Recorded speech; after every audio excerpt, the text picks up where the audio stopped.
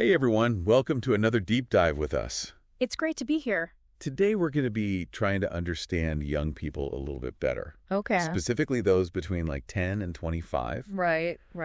And we've got some fascinating excerpts from a series of lectures by Juan Weigang called How to Motivate People Aged 10 to 25. So Yeah, very specific. Yeah, he really gets into the psychology of this generation and some interesting strategies. Yeah, they're a tough nut to crack sometimes. They are, I think, and he starts off talking about this thing Okay. that he calls the mentor paradox. Uh-huh. Have you ever heard of this? I think I can guess what it is, but Yeah, what do you think it is? I imagine it's that thing where young people kind of push back against advice, even if it's meant to be helpful. You got it. Yeah. It's this thing where you try to help them and it kind of backfires on you. Right. And yeah, I know you've worked with a lot of young people. I have.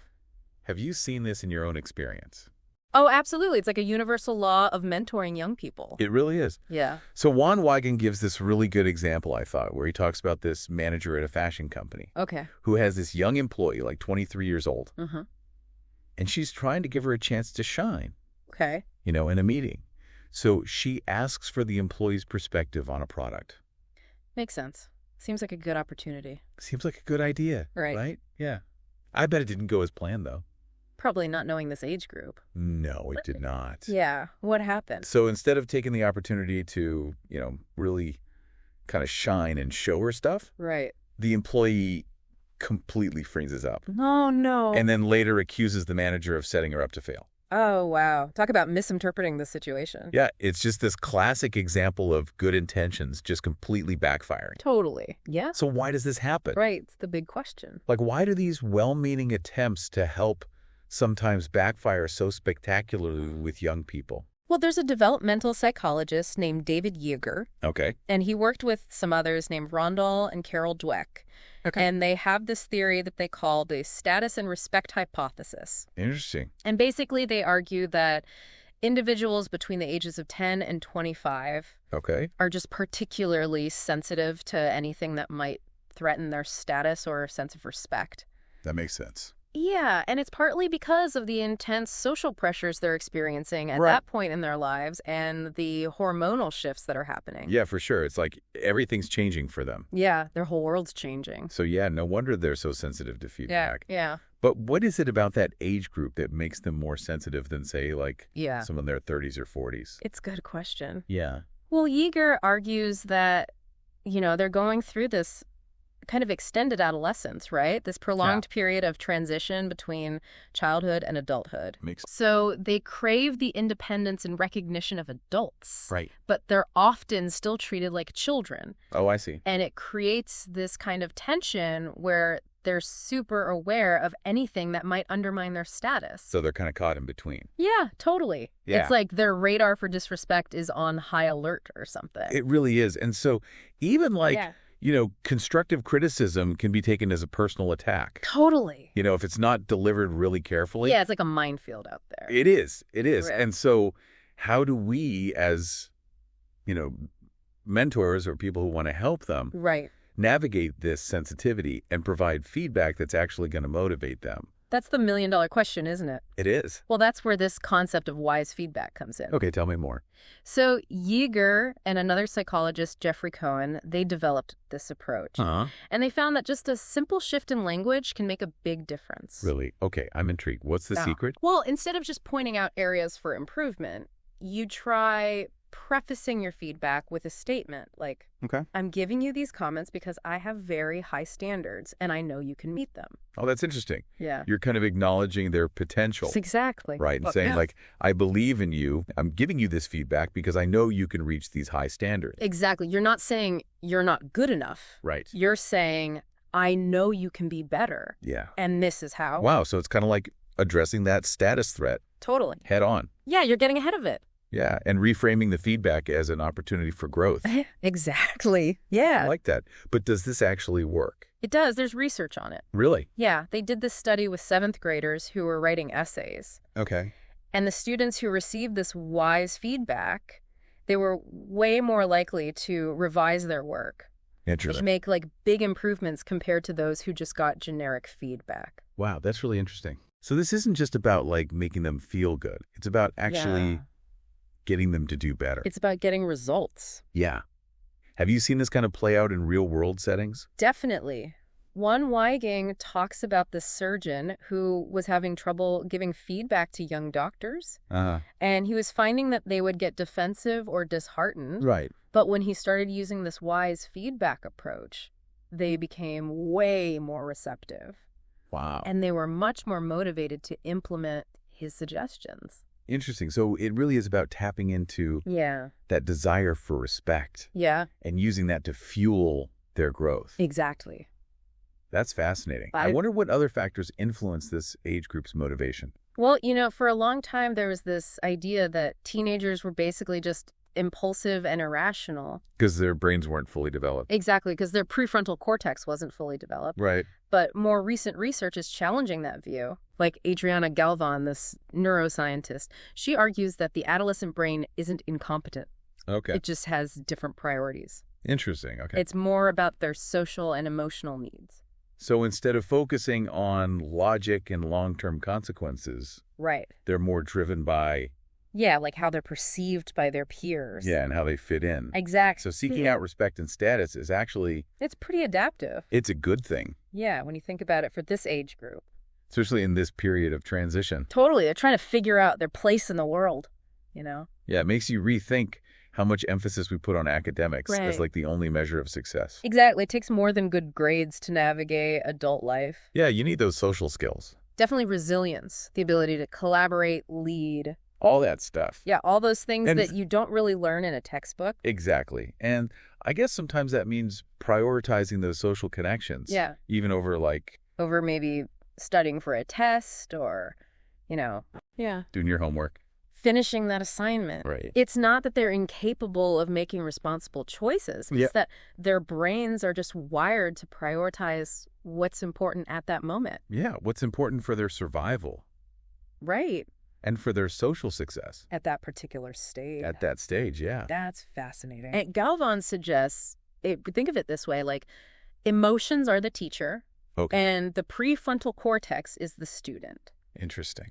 So during adolescence, those emotions play a huge role in guiding their decisions and shaping their behavior. So instead of dismissing them as like teenage angst or whatever, right, we should see them as valuable insights into what's going on. Yeah, they're giving us clues about what they need. Even if they can't articulate it. Exactly. Yeah.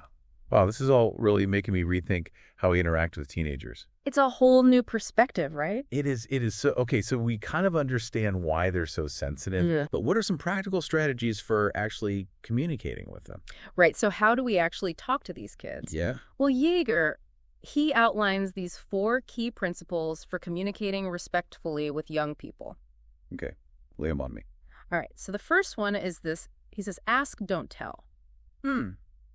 Okay, interesting. So instead of dictating what they should do, encourage them to think through their options. Give them a sense of ownership. Exactly. Over their choices. Yeah, make them feel like they're part of the process. Oh, right. I like that. Yeah, and the second principle is about respecting their status. Okay. So treating them as equals, even if you know they don't have the same level of experience. Right, or knowledge. Yeah, it's about acknowledging their perspective. Yeah, avoid talking down to them. Exactly, and no one likes to be patronized. Especially not teenagers. Especially not teenagers. No, they'll smell that a mile away. And I think that's where a lot of adults trip up.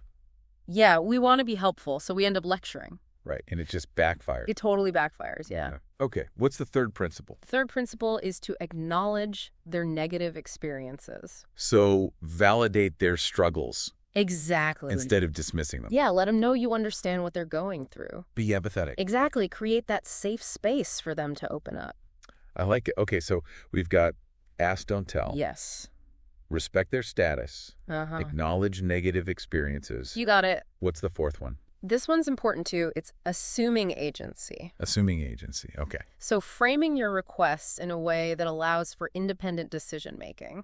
Give them some control. Exactly. So instead of saying you need to do this, you say... Yeah, more like, would you be willing to consider this? Yeah. Or what do you think is the best way to approach this? I like that it's subtle, but... It is subtle. It's powerful. Yeah, it gives them that sense of ownership over the situation. Have you seen these principles in action, like in the real world? Oh, absolutely. One of the best examples is this anti-smoking campaign in Florida. This truth campaign, Juan Weigang talks about it. And it was run by this ad man, Alex Boguski, who at first tried to use scare tactics. Like show teenagers pictures of black lungs and stuff. Yeah, exactly. Highlight all the health risks. Didn't work. It backfired big time. Because teenagers don't think about long-term consequences. Not really. No, they're living in the moment. So what do they do? So Boguski, he had to rethink his approach. And he realized he needed to tap into that desire for status and respect. So instead of focusing on the health risks, he reframed the campaign.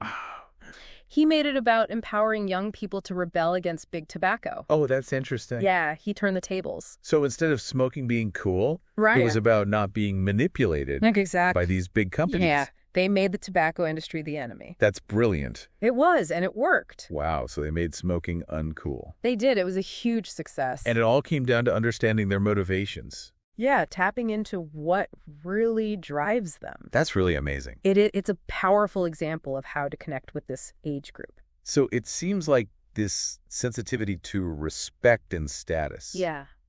Is it universal? Are there individual differences that we need to be aware of? That's a good question. And research suggests that testosterone might actually play a role. Testosterone, interesting. Yeah. Regardless of gender, higher testosterone levels have been linked to a stronger need for respect and status. So it's not just a teenage boy thing? No, it's a human thing. Interesting. Yeah, it's a fundamental human need.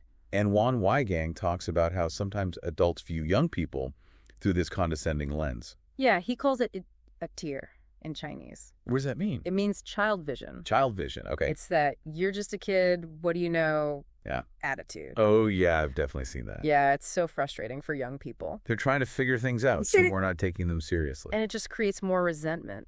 Right, they're less likely to listen to us if we treat them that way. Exactly, it becomes a self-fulfilling prophecy. So we need to give them a chance to prove themselves. Yeah, and treat them with respect. And that brings us to mentorship. Yes, mentorship is crucial for young people. Especially now, it seems like. It's more important than ever. So what does effective mentorship look like? Well, it's not just about imparting knowledge or skills. Right. It's about guiding their development. Yeah, as whole individuals. And the National Academy of Sciences, they define mentorship as aligning resources and actions with the long-term best interests of the young person. I like that definition. It really captures the essence of it. Yeah, it's not just about giving advice. It's about understanding their needs. Right, and their aspirations. And helping them find their own path. Exactly. An ideal mentor is someone who provides both high standards and high support. Totally, you challenge them. But you also encourage them. Exactly. And give them the resources they need to succeed. You got it. You know, this reminds me of my experience in college. Oh, yeah. I had this amazing mentor, Professor Chen. Okay. And he really introduced me to the world of scientific research. That's wonderful. Yeah, he didn't just teach me about physics. He actually gave me the opportunity to participate in real research projects. Wow. Yeah, to experience the thrill of discovery firsthand. It sounds like he really went above and beyond. Yeah, he saw something in me that I didn't even see in myself. That's the mark of a great mentor. It really is. He was a guide, a confidant, a champion. Sounds like you were really lucky to have him. I was. It made all the difference in my journey. That's so wonderful to hear. It is, and it makes me think about all the other young people out there who are looking for that kind of guidance. Yeah, everyone needs a champion in their corner. They really do, and it doesn't have to be some formal mentorship program.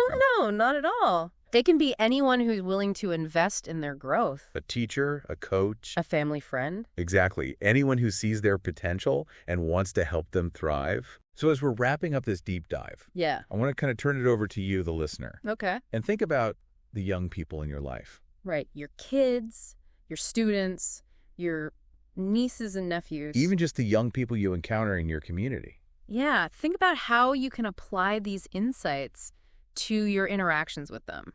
Maybe you can identify some potential mentoring opportunities. Yeah. Or just be more mindful of that status and respect thing we talked about. Right. It's about shifting our mindset from controlling to empowering. Exactly. From judging to understanding. From seeing them as problems to be solved. Right. To seeing them as individuals with so much potential. It's about believing in them, even when they don't believe in themselves. Yes. And creating those opportunities for them to shine. That's what it's all about. That's what it's all about. Food for thought as you navigate your own interactions with young people. Definitely. And as always, thanks for joining us on this deep dive. It's been a pleasure. Until next time.